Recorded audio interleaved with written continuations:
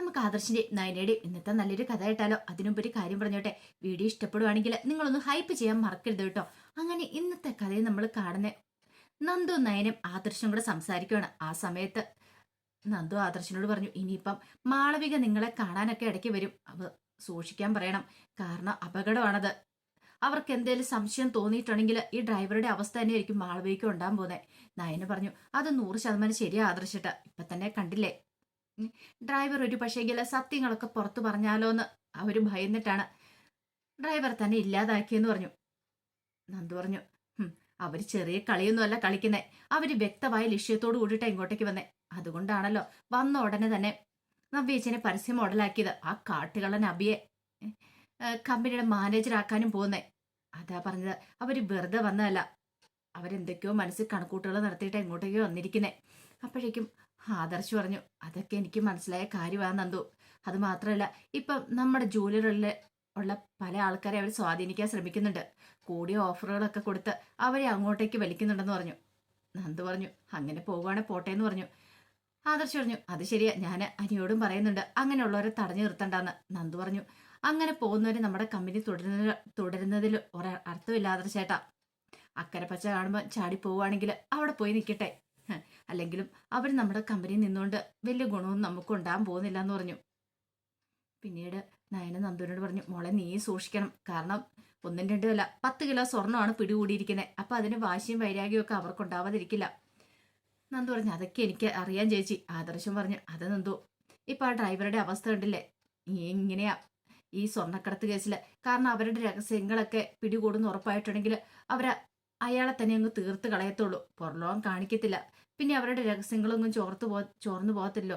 ഇവിടെ അതൊക്കെ തന്നെയാന്ന് പറഞ്ഞു. നന്ദു പറഞ്ഞു, എന്താണെങ്കിലും ഇതങ്ങനെ വെറുതെ വിടാൻ ഞാൻ ഉദ്ദേശിച്ചിട്ടില്ല.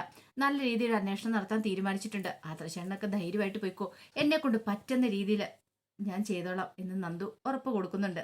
ഇതേ സമയത്ത് മൂർത്തി മുത്തശ്ശന് ഒരു കോള് വിളിക്കുകയാണ്. മുത്തശ്ശൻ വിളിച്ചിട്ട് പറഞ്ഞു, അതെ, അവന് ചുറ്റും ഒരു കവചമായിട്ട് എപ്പോഴും നീ ഉണ്ടായിരിക്കണം. ഒരു അപകടവും സംഭവിച്ചുകൂടാ. അറിയാലോ, ശത്രുക്കള് എണ്ണ അവന് കൂടുതലാന്ന് പറഞ്ഞു. അങ്ങനെ മുത്തശ്ശന് ആരോടോ ചില കാര്യങ്ങളൊക്കെ സംസാരിക്കുന്നുണ്ട്. അപ്പോഴേക്കാണ് മുത്തശ്ശി അങ്ങോട്ടേക്ക് വരുന്നത്.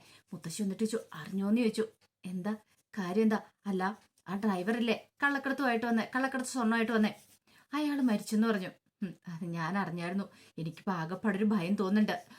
ആദർശ് മോന് ഈ കള്ളത്തരങ്ങളൊക്കെ കണ്ടുപിടിക്കാൻ നടക്കുമല്ലേ, അപ്പൊ ആദർശ് മോന് ഇങ്ങനെ എന്തെങ്കിലും അപകടം ഉണ്ടാകുന്നൊരു പേടിയുണ്ട്. അങ്ങനെയൊന്നും ഉണ്ടാകത്തില്ല വസ്തുരെ, എന്നാലും എനിക്കൊരു ഭയമുണ്ട്. ആ ഗൾഫിൽ പോയ സമയത്ത് ആദർശ് മോനെ ജയിലിലാക്കാൻ നോക്കിയില്ലേ വസ്തുരെ, അവിടെ വെച്ച് അവനെ ജയിലിലാക്കാൻ നോക്കിയിട്ട് സാധിച്ചില്ലോ. പിന്നെ ഇവിടെ വെച്ചാണ് അവനെ എന്തെങ്കിലും ചെയ്യുന്നത്. നമ്മുടെ നാടല്ലേ, ഇവിടെ വെച്ച് ഒന്നും നടക്കില്ല, നീ ധൈര്യമായിട്ടിരിക്കുക. എന്നാലും എനിക്കൊരു പേടി. ഒരു കാര്യം ചെയ്യുക, ആ ദാമുവിനെ ഒന്ന് വിളിച്ചു നോക്കി ഒന്ന് സംസാരിക്കുക. ദാമുവിനോട് കാര്യങ്ങൾ തിരക്ക് എന്താ ഏതാന്നൊക്കെ. ഒടുവിൽ മുത്തശ്ശിയുടെ നിർബന്ധത്തിന് വഴങ്ങി മുത്തശ്ശൻ വിളിക്കുകയാണ്. മുത്തശ്ശൻ ദാമുവിനെ വിളിച്ചിട്ട് ചോദിച്ചു, എന്തൊക്കെയുണ്ട് ദാമുവിടെ വിശേഷങ്ങൾ? ഇവിടെ എല്ലാവരും സുഖമായിട്ടിരിക്കാൻ സാറേ, ഞാൻ അങ്ങോട്ടേക്ക് വിളിക്കണമെന്ന് കരുതി ഇരിക്കുമായിരുന്നു. അല്ല, എലിസബത്ത് എന്തു പറയണു? അത് പറഞ്ഞപ്പോഴൊരു കാര്യം ഓർത്തെ, എലിസബത്ത് ഇവിടുന്ന് പോവാത്ത ഭാഗ്യമായി. അതെന്തു പറ്റി? അത് പിന്നെ ആ നയനമോളുടെ അമ്മ വന്നിട്ടുണ്ടായിരുന്നു. അവരും എലിസബത്തും തമ്മിൽ ഇച്ചിരി പ്രശ്നങ്ങളൊക്കെ ഉണ്ടായി. പിന്നെ എന്തോ സാറിനെ ഓർത്ത് മാത്രം ഇവിടുന്ന് പോവാത്തേന്ന് പറഞ്ഞു. അത് കേട്ടിഞ്ഞപ്പം മൂർത്തി മുത്തശ്ശൻ പറഞ്ഞു, അവളെ കാര്യങ്ങളൊക്കെ പറഞ്ഞ് മനസ്സിലാക്കണം കേട്ടോ. അല്ല, നയനമോളൊന്നും അവിടെ ഇല്ലേന്ന് ചോദിച്ചു. ആദർശാറ് ഒത്ത് പുറത്തു പോയിരിക്കുമെന്ന് പറഞ്ഞു. ശരി ശരി എന്നൊക്കെ പറഞ്ഞിട്ട് മുത്തശ്ശൻ കോള് കട്ട് ചെയ്തു. അപ്പോഴേക്കും മുത്തശ്ശി ചോദിച്ചു, എന്തായി? അല്ല, എലിസബത്ത് അവിടുന്ന് പോവേണ്ടതായിരുന്നു. കനക വന്നിട്ടുണ്ടായിരുന്നു, എന്തൊക്കെയോ പ്രശ്നങ്ങളുണ്ടായിരുന്നു. അത് പിന്നെ ചിലപ്പോൾ തൻ്റെ മോളെ നന്നായിട്ട് നോക്കുമെന്നൊരു ഭയം കാണുമായിരിക്കും, അതുകൊണ്ടായിരിക്കും എന്ന് പറഞ്ഞു. സാരമില്ല, എലിസബത്തിനോട് കാര്യങ്ങളൊക്കെ പറഞ്ഞാൽ മതി എന്ന് പറഞ്ഞു. പിന്നെ നയനമോളോടൊന്ന് പറയണം, അവളുടെ അലച്ചിലും കാര്യങ്ങളൊക്കെ ഒന്ന് കുറയ്ക്കാനായിട്ട് എന്ന് മുത്തശ്ശൻ പറഞ്ഞു. കാരണം ആദർശ് പോകുന്ന പറയല്ല പോകുന്നുണ്ടല്ലോ. ഒന്നാമത്തെ കാര്യം പ്രഗ്നന്റ് ആയിട്ടിരിക്കുന്ന സമയമല്ലേ. ഈ സമയത്ത് അങ്ങനെ ശരീരം ഒത്തിരി ഇട്ട് ഓടി അലച്ച് ഇരുന്നിട്ടുണ്ടെങ്കിൽ അത് വയറ്റിൽ കിടക്കുന്ന കുഞ്ഞിനും ദോഷമാണല്ലോ. അങ്ങനെ ചില ഉപദേശങ്ങളൊക്കെ മുത്തശ്ശൻ കൊടുക്കുന്നുണ്ട്. അപ്പം മുത്തശ്ശനെ വിളിക്കാൻ പറ്റില്ലല്ലോ. അപ്പം മുത്തശ്ശിയോട് ആ കാര്യങ്ങളൊക്കെ വിളിച്ച് പറയണമെന്നാണ് മുത്തശ്ശൻ പറയുന്നത്. പിന്നീട് മുത്തശ്ശി നയനയെ വിളിക്കുകയാണ്. നയനോട് ചോദിച്ചു, മോളിത് എവിടെയാ എന്ന് ചോദിച്ചു. ഞാൻ ആദർശൻ്റെ കൂടെ പുറത്താ മുത്തശ്ശി എന്ന് പറഞ്ഞു. അതെ, മോള് വീട്ടിലാണോ അതോ ഇനി പുറത്ത് കറങ്ങി നടക്കുവാണോന്ന് അറിയാൻ വേണ്ടി വിളിച്ച. അതെ, ഈ സമയത്ത് ഇങ്ങനെ അധിക സമയം ഇങ്ങനെ കറങ്ങി അടിച്ച് നടക്കുന്നത് ശരിയല്ല എന്ന് പറഞ്ഞു. അത് പിന്നെ മുത്തശ്ശി ആദർശേട്ടൻ പുറത്തേക്ക് ഇറങ്ങിക്കഴിഞ്ഞപ്പം അതെ മോൾ ആദർശിൻ്റെ നിന്ന് ഫോൺ കൊടുക്കാൻ പറഞ്ഞു. അങ്ങനെ ആദർശിൻ്റെ ഫോൺ കൊടുത്തു കഴിഞ്ഞപ്പോൾ ആദർശിനോട് പറഞ്ഞു, മോളെ കൊണ്ട് ഇങ്ങനെ കറങ്ങി അടിച്ച് നടക്കുന്നത് ശരിയല്ല കേട്ടോ മോനെ, ഞാൻ അവളോട് പറഞ്ഞാൽ വരണ്ടാന്ന്, അവള് കേൾക്കണ്ടേന്ന് ചോദിച്ചു. പിന്നെ മോൻ സുഖമല്ലേന്ന് ചോദിച്ചു. അതെ മുത്തശ്ശി. എന്തേ മുത്തശ്ശൻ എന്തേ അവിടെ ഇല്ലേന്ന് ചോദിച്ചു. മുത്തശ്ശനെവിടെ ഇല്ല. മുത്തശ്ശനുണ്ട്, എനിക്ക് വിളിക്കാൻ പറ്റുമോ? മുത്തശ്ശനുള്ള സമയത്ത് എങ്ങാനും നിങ്ങളെ വിളിക്കുന്ന കാര്യം പറഞ്ഞാൽ മുത്തശ്ശനോടെ കിടന്ന് ദേഷ്യപ്പെടും. അതുകൊണ്ടാണ് ഞാൻ വിളിക്കായിരുന്നേ. മുത്തശ്ശി പേടിക്കൊന്നും വേണ്ട. എന്നാണെങ്കിലും ഞാൻ തലയെടുപ്പോട് കൂടിയിട്ട് ഞാൻ നയനയും കൂടെ അവിടേക്ക് കയറി വരും, മുത്തശ്ശൻ്റെ മുന്നിലേക്ക് ധൈര്യമായിട്ടിരിക്കാൻ പറഞ്ഞു. പിന്നീട് മുത്തശ്ശി പറഞ്ഞു, സൂക്ഷിക്കണം കേട്ടോ മോനെ, അതൊക്കെ ഞാൻ നോക്കിക്കോളാന്ന് പറഞ്ഞു. ഇതേ സമയത്ത് മുത്തശ്ശൻ്റെ അടുത്ത് തന്നെ ഉണ്ടായിരുന്നു. മുത്തശ്ശനെല്ലാം കേൾക്കുന്നുണ്ടായിരുന്നു. അങ്ങനെ കോള് കട്ട് ചെയ്ത് കഴിഞ്ഞപ്പോഴത്തേനും മുത്തശ്ശി പറഞ്ഞു, കണ്ടില്ലേ മോൻ പറഞ്ഞത്, തലയെടുപ്പോട് കൂടി ഇങ്ങോട്ടേക്ക് വരുമെന്ന്. മുത്തശ്ശൻ പറഞ്ഞു, അതെനിക്ക് ഉറപ്പുണ്ട്. അവൻ എൻ്റെ കൊച്ചുമോന. ഈ കമ്പനി ബിസിനസ്സും കാര്യങ്ങളും എല്ലാം മുന്നോട്ട് കൊണ്ടുപോകാനായിട്ട് അവനെ സാധിക്കത്തുള്ളൂ. അതെനിക്ക് ഉറപ്പായിട്ടുള്ള കാര്യമാണ്. പിന്നെ അറിയാലോ വസുന്ധരെ, കാരണവന്മാരായിട്ട് നല്ല രീതിയിൽ മുന്നോട്ട് പോയിക്കൊണ്ടിരുന്ന ജൂവലറിയാണ്. അത് തകരാനായിട്ട് ഒരു കാരണവശാലും ഞാൻ സമ്മതിക്കില്ല. എൻ്റെ പാരമ്പര്യമാണ് അവന് കിട്ടിയിരിക്കുന്നത്. അവൻ്റെ കൈകൾ ഭദ്രമാണെന്ന് എനിക്കറിയാം. അതല്ലേ ഇത്ര വിശ്വാസത്തോടുകൂടി ഞാൻ ഓരോ കാര്യങ്ങൾ പറയണമെന്ന് പറഞ്ഞു. അത് കേട്ടപ്പോൾ മുത്തശ്ശിക്ക് സന്തോഷമായിരുന്നു.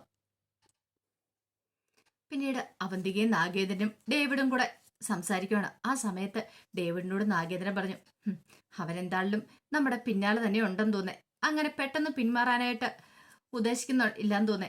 അപ്പോഴേക്കും ഡേവിഡ് ചോദിച്ചു, അല്ല നമ്മളിലേക്ക് അന്വേഷണം എത്തുമോ സാറേ? അന്വേഷണം എത്തിയിട്ടുണ്ടെങ്കിലും തന്നോടുകൂടി അവിടെ അവസാനിക്കണം. അറിയാലോ, തൻ്റെ അടുത്ത് വരെ അന്വേഷണം വരാൻ പാടുള്ളൂ, ഒരിക്കലും എന്നിലേക്ക് നീങ്ങില്ല. ഡേവിഡ് പറഞ്ഞു, അതൊക്കെ ഞാൻ ഏറ്റു സാറേ, അത് വേണ്ടതുപോലെ ചെയ്തോളാന്ന് പറഞ്ഞു. ആ സമയത്ത് അവന്തേക്ക് പറഞ്ഞു, അച്ഛാ എനിക്ക് ഒരു കാര്യത്തിൽ നല്ല സംശയം ഉണ്ടെന്ന് പറഞ്ഞു. എന്താ മോളെ? അമ്മായി ഒരു തവണ അമ്മാവനോട് പറയുന്നത് കേട്ടായിരുന്നു, ആദർശേട്ടൻ നയനേച്ചി ഈ വീട് വിട്ടു പോയിട്ടുണ്ടെങ്കിലും തലയെടുപ്പോട് കൂടിയിട്ട് ഇങ്ങോട്ടേക്ക് തിരികെ വരുമെന്ന്. അത് കേട്ടപ്പോൾ നാഗേന്ദ്രൻ ഡേവിഡിനോട് പറഞ്ഞു, കേട്ടില്ല പറഞ്ഞ അവർ വീട് വിട്ട് പുറത്ത് പോയിട്ടുണ്ടെങ്കിലും അവരിപ്പോഴും വീട്ടിലേക്ക് കയറാനുള്ള അല്ലെങ്കിൽ പഴയ പ്രതാപം തിരിച്ചു പിടിക്കാനുള്ള ഓട്ടപ്പാച്ചില്ലാന്ന് തോന്നുന്നത്. അതുകൊണ്ട് നമ്മൾ സൂക്ഷിക്കണം കാര്യങ്ങളൊക്കെ. പിന്നെ ഈ വിഷുവിന് നല്ല രീതിയിൽ തന്നെ നമ്മുടെ ജ്വല്ലറി സെയിലും കാര്യങ്ങളൊക്കെ നടക്കണം. പമ്പിച്ച് ഓഫർ കൊടുക്കാന്ന് ഓർത്തിരുന്നതാണ്. അതിനു വേണ്ടിയാണ് ആ 10 കിലോ സ്വർണം കടത്തിക്കൊണ്ട് വന്നത്. പക്ഷെ അത് നഷ്ടപ്പെട്ടില്ലേ എന്നും പറഞ്ഞുകൊണ്ട് നമുക്ക് ചെയ്യേണ്ട കാര്യങ്ങൾ ചെയ്യാതിരിക്കാൻ പറ്റില്ലല്ലോ. ഈ വിഷു നമുക്ക് പിടിച്ചെടുക്കണം. അതിനു വേണ്ടിയിട്ട് ചില കാര്യങ്ങളൊക്കെ ചെയ്ത് തീർക്കേണ്ടതുണ്ടെന്ന് പറഞ്ഞു. അപ്പോഴേക്കും അവന്തേവ് പറഞ്ഞു, അച്ഛാ ഇനിയിപ്പം എന്തേലും പ്രശ്നം ഉണ്ടാവുക, അന്വേഷണം നമ്മളിലേക്ക് എങ്ങനെ എത്തുമോ? അങ്ങനെ ഒരിക്കലും വരില്ല മോളെ. അങ്ങനെ എന്തേലും വന്നിട്ടുണ്ടെങ്കിൽ വരുന്നവരെ നമ്മൾ തീർത്ത് കളയും. പിന്നെ ആ നന്ദന എന്ന് പറയുന്നവള്, അവളെ ഞാൻ നോട്ടം വിട്ട് വെച്ചിരിക്കുക. അവള് കാരണമാണ് എനിക്ക് കോടികളുടെ നഷ്ടം ഉണ്ടായിരിക്കുന്നത്. അത് ഞാൻ വെറുതെ വിടുമെന്ന് തോന്നുന്നുണ്ടോ? ഒരിക്കലും ഇല്ല. പിന്നെ ഈ പറയുന്ന ആദർശം നയനെയും ഈ മൂർത്തിയൊക്കെ എൻ്റെ പിന്നാലെ വരുവാണെങ്കിൽ ആ ഡ്രൈവറുടെ അവസ്ഥ തന്നെയായിരിക്കും അവർക്കും ഉണ്ടാവാനായിട്ട് പോകുന്നത്. എല്ലാത്തിനും ഞാൻ തീർത്ത് കളയും. അതൊന്നും ഓർത്ത് മോള് വിഷമിക്കണ്ട. മോള് ധൈര്യമായിട്ടിരിക്കാനൊക്കെ പറഞ്ഞുകൊണ്ട് അവന്തേക്ക് വാക്ക് കൊടുക്കുകയാണ്. മോളുടെ കല്യാണത്തിന് മുമ്പ് ചെയ്യേണ്ട കാര്യങ്ങളൊക്കെ ഞാൻ നല്ല രീതിയിൽ തന്നെ ചെയ്തിരിക്കും എന്ന് പറഞ്ഞു. ഇത് കേട്ടപ്പോൾ അവന്തി പറഞ്ഞു, അത് മതി അച്ഛാ, എനിക്ക് അത് കേട്ടാൽ മതി എന്ന് പറഞ്ഞു. പിന്നെ അത് മാത്രമല്ല, എന്താണെങ്കിലും കുറച്ച് ബ്രാഞ്ചിന്റെ മേൽനോട്ടം മോളായിരിക്കും MD. അതുപോലെ തന്നെ പിന്നീടുള്ള കുറച്ച് ബ്രാഞ്ചിന്റെ മേൽനോട്ടം അബിക്കുമായിരിക്കും. അബിയും കാര്യങ്ങളൊക്കെ നല്ല രീതിയിൽ തന്നെ നോക്കും. അവനും MD കസാലിരിക്കും. ആ നന്ദന എന്ന് പറയുന്നവൾക്ക് ഞാൻ പണി കൊടുക്കും. എൻ്റെ മോനെ ലോക്കപ്പിൽ കയറ്റി ഇടിച്ചവള അവളെ ഞാൻ വെറുതെ വിടുമെന്ന് തോന്നുന്നുണ്ടോ? ഒരിക്കലും ഇല്ല.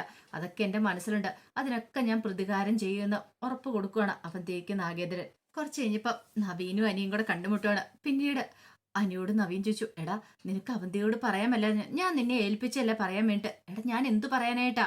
എടാ എൻ്റെ മനസ്സിൽ വേറൊരു പെണ്ണുണ്ട്, നന്ദു ഉണ്ടെന്നുള്ള കാര്യം. ബെസ്റ്റ്. ഞാനത് പോയി പറഞ്ഞിട്ടുണ്ട്. എങ്ങനെയാ അവൾ എന്ത് വിചാരിക്കും? എനിക്ക് അസൂയാന്നല്ലേ വിചാരിക്കുള്ളൂ. അവളും നീയും തമ്മിൽ ഒന്നാവുന്നുണ്ട്. അല്ലെങ്കിൽ തന്നെ അവൾക്ക് ചിലപ്പം ചില സംശയങ്ങളൊക്കെ ഉണ്ടാവും. ഒന്നുമല്ലേലും അവളെന്റെ മുറപ്പെണ്ണല്ലേടാ എന്ന് ചോദിച്ചു. എടാ ഇനി നിനക്ക് അങ്ങനെ വലിയ ഇഷ്ടമുണ്ടോ അവളോടെന്ന് ചോദിച്ചു. അത് കേട്ടപ്പോൾ അനി പറഞ്ഞു, ഒന്നും മിണ്ടാതെ പോയിക്കോ, എനിക്ക് അങ്ങനെയൊന്നും ഇല്ലടാ. ഈ പറയുന്ന അബിയുടെയും അതുപോലെ അപ്പച്ചിയുടെ സ്വഭാവമൊന്നുമല്ല അവൾക്ക് നല്ല സ്വഭാവമാടാ. നിനക്ക് ചേരുന്ന പെൺകുട്ടിയാ. ഇത് കേട്ട് കഴിഞ്ഞപ്പത്തേന് നവീൻ പറഞ്ഞു, എല്ലാം അറിഞ്ഞിട്ട് നീ തന്നെ വേണം ഇങ്ങനെ പറയാനായിട്ട്. ഞാനൊന്നും മിണ്ടാതിരുന്നു. എടാ എൻ്റെ മനസ്സിൽ നന്ദു മാത്രമുള്ള നിനക്കറിയാലോ. എടാ എനിക്ക് പക്ഷെ അത് അവളോട് പോയി പറയാൻ പറ്റില്ല. നീ എന്താന്ന് ചെയ്തോളാം പറഞ്ഞു. ശരി, ഞാൻ അവളോട് കണ്ട് സംസാരിച്ചോളാം. ഇന്ന് അവളോട് ഞാൻ എന്താണെങ്കിലും എൻ്റെ മനസ്സിൽ നന്ദു ഉള്ളതെന്നുള്ള കാര്യം തുറന്നു പറയുമെന്ന് പറഞ്ഞു. ഒടുവിൽ അങ്ങനെ അവന്തികയും നവീനും കൂടെ കണ്ടുമുട്ടുകയാണ്. ഒരു ജ്യൂസ് പാർലറിൽ വെച്ചാണ് കണ്ടുമുട്ടുന്നത്. അങ്ങനെ അവര് ജ്യൂസൊക്കെ കുടിച്ച് സംസാരിക്കുന്ന സമയത്ത് അവന്തി പറഞ്ഞു, എന്തൊക്കെയോ എന്നോട് സംസാരിക്കാനുണ്ടെന്ന് പറഞ്ഞാണല്ലോ നവീനേട്ടൻ ഇങ്ങോട്ട് വിളിപ്പിച്ചേ, എന്നിട്ട് എന്താ എന്നോടൊന്നും പറയാത്തേന്ന് ചോദിച്ചു. അല്ല, അവന്തിക പറ, എനിക്ക് നവീനേട്ടനെ ഇഷ്ടമാന്ന് പറയണം. ഇത് കേട്ടുകഴിഞ്ഞപ്പത്തിന് നവീൻ എന്ത് മറുപടി പറയണമെന്ന് അറിയില്ല. കോളേജിൽ പഠിക്കുന്ന സമയം തൊട്ട് നവീനേട്ടനെ എനിക്ക് ഇഷ്ടമായിരുന്നു. നവീനേട്ടനും ഞാൻ തമ്മിൽ ആദ്യമായിട്ട് കാണുന്നൊന്നുമല്ലോ, പരിചയമുണ്ടല്ലോ. പക്ഷെ പെട്ടെന്ന് പെണ്ണ് കാണാൻ വന്നു കഴിഞ്ഞപ്പത്തിനും ഞാനും ഒന്ന് ഞെട്ടിപ്പോയി. പിന്നെ എനിക്കിഷ്ടമായിരുന്നു. അത് കേട്ട് കഴിഞ്ഞപ്പോൾ നവീനോർത്ത്, ദൈവമേ, ഇവളോട് താൻ ഇങ്ങനെയാ തൻ്റെ മനസ്സിൽ നന്ദു എന്നുള്ള കാര്യം പറയണേ. തന്നെ അത്ര അധികം ഇഷ്ടപ്പെടുന്ന ഒരു പെൺകുട്ടിയാണ് ഇവള്. എന്ത് ചെയ്യണമെന്ന് അറിയത്തില്ലാതെ നവീൻ വല്ലാത്തൊരു ബുദ്ധിമുട്ടിലായിപ്പോയി. പിന്നീട് അവന്തേക്ക് പറഞ്ഞു, അതെ നവീനേട്ടാ, വേറൊരു കാര്യം കൂടെ ഉണ്ടെന്ന് പറഞ്ഞു. എൻ്റെ അമ്മയുടെ അഭിയേട്ടൻ്റെ സ്വഭാവമൊന്നുമല്ല എനിക്ക്. ഞാൻ എന്തായാലും എൻ്റെ മുത്തശ്ശൻ്റെ പാത പിന്തുടരാൻ തീരുമാനിച്ചിരിക്കുന്ന ഒരു പെൺകുട്ടിയാണ്. എൻ്റെ അമ്മയും പിന്നെ അഭിയേട്ടനെയൊന്നും ആർക്കും ഇഷ്ടമില്ല. കാരണം അവരുടെ സ്വഭാവം എനിക്ക് പോലും ഇഷ്ടപ്പെടാത്ത കാര്യങ്ങളാണ്. അതോർത്തിട്ട് നവീനേട്ടൻ വിഷമിക്കൊന്നും വേണ്ട കേട്ടോ. അല്ല, കല്യാണം കഴിഞ്ഞിട്ടുണ്ടെങ്കിൽ നമ്മൾ എങ്ങോട്ടാ ഹണിമൂൺ ട്രിപ്പ് പോകണമെന്ന് ചോദിച്ചു. ദൈവമേ, ഇവള് ഹണിമൂൺ വരെ എത്തി കാര്യങ്ങളൊക്കെ. താനാണെങ്കിലോ കല്യാണം വേണ്ടെന്ന് പറയാൻ വേണ്ടി വന്ന. പെട്ടെന്ന് നവീൻ പറഞ്ഞു, അല്ല അത് പിന്നെ അതെ, ഞാൻ അയർലൻഡിലാണ് പഠിച്ചതെന്നറിയാലോ, ഒരു പക്ഷെ അങ്ങോട്ടേക്ക് പോകാം നമുക്ക്. അവിടെയാണെങ്കിൽ അവിടെ എനിക്ക് ഇഷ്ടമുള്ള സ്ഥലമാണെന്ന് പറഞ്ഞു. അത് കേട്ടെന്ന് നവീൻ പറഞ്ഞു, അതൊക്കെ നമുക്ക് തീരുമാനിക്കാന്ന് പറഞ്ഞു. ഇനി എത്രയും പെട്ടെന്ന് കല്യാണം നടത്തണം വീട്ടിലുള്ളവർ പറയണേ. പിന്നെ ഞാനും ഓർത്തു, എന്തിനാ വെച്ച് താമസിപ്പിക്കുന്നത്, അതിൻ്റെ ആവശ്യമൊന്നുമില്ലല്ലോ. രണ്ടുപേരും പരസ്പരം അറിയുന്നവര്. പിന്നെ നവീനേട്ടനാണെങ്കിലും നല്ല തിരക്കുള്ളൊരു വക്കീലല്ലേ. ഹണിമൂൺ ട്രിപ്പ് പോകുന്ന സമയത്ത് ഒരു മാസമെങ്കിലും ലീവ് എടുക്കണം കേട്ടോ. ലീവ് എടുത്ത് വേണം ട്രിപ്പ് പോകാനായിട്ട്. ഈ കേസും കൂട്ടങ്ങളൊക്കെ മാറ്റി വെച്ചിട്ട് അങ്ങനെ അവന്തിക വാദം വരാതെ സംസാരിച്ചു. നവീൻ എന്ത് മറുപടി പറയാനും നടത്തില്ല. ഒടുവിൽ നവീന് മിണ്ടാതിരിക്കുന്ന കണ്ടപ്പം അവന്തി ചോദിച്ചു, എന്താ നവീനേട്ടാ, നവീനേട്ടൻ എന്താ മിണ്ടാത്തെന്ന് ചോദിച്ചു. ഒന്നുമില്ല, എന്നോട് എന്തൊക്കെയോ പറയാനുണ്ടെന്ന് പറഞ്ഞിട്ട് നവീനേട്ടൻ ഒന്നും മിണ്ടാത്ത എന്താന്ന് ചോദിച്ചു. ഒന്നുമില്ല എന്നൊക്കെ പറഞ്ഞു. അങ്ങനെ കുറച്ചു നേരം കഴിഞ്ഞപ്പോൾ അവന്തിക അങ്ങോട്ട് പോയി കഴിഞ്ഞപ്പോൾ നവീന് അനിയെ വിളിക്കുവാണ്. അനിയെ വിളിച്ചിട്ട് പറഞ്ഞു, എടാ എന്ത് ചെയ്യണമെന്ന് എനിക്ക് അറിയില്ല എന്ന് പറഞ്ഞു. എടാ എന്തായി കാര്യങ്ങൾ, അവളോട് കാര്യങ്ങളൊക്കെ തുറന്നു പറഞ്ഞോ. എവിടെന്ന്? എടാ അവൾക്ക് എന്നോട് മുടിഞ്ഞ പ്രേമം. അപ്പൊ അവളോട് ഞാൻ എങ്ങനെ സത്യങ്ങൾ തുറന്നു പറയുന്നേ? എനിക്ക് അവളെ ഇഷ്ടമില്ല, എൻ്റെ മനസ്സിൽ വേറൊരു പെണ്ണാന്ന്. എടാ അവൾക്ക് നിന്നോട് ആരാധനയാ, നിന്നോട് ഭയങ്കര സ്നേഹമാന്ന് പറഞ്ഞു അനി. എടാ അങ്ങനെ സ്നേഹമാന്ന് പറഞ്ഞിട്ട് കാര്യമില്ല. എന്താണെങ്കിലും എൻ്റെ മനസ്സിൽ വേറൊരു പെണ്ണുണ്ടെന്നുള്ള കാര്യം ഞാൻ തുറന്നു പറയും. എനിക്കത് പറയാതിരിക്കാനൊക്കെ പറ്റില്ല എന്ന് പറഞ്ഞിട്ട് നവീൻ കോള് കെട്ടിയെന്നെ. പിന്നീട് നവീൻ ആലോചിക്കും എന്ത് ചെയ്യണമെന്ന്. അപ്പോൾ അതിൻ്റെ വിശേഷങ്ങളൊക്കെ എന്ന് കാണുന്നത്. ഇതിൻ്റെ ബാക്കി വിശേഷങ്ങളുമായിട്ട് വൈകുന്നേരത്തെ പ്രമോയി വരാട്ടോ. ഒരിക്കൽ കൂടി എല്ലാവർക്കും ശുഭദിനം നേർന്നുകൊണ്ട് നിർത്തുന്നു. നന്ദി.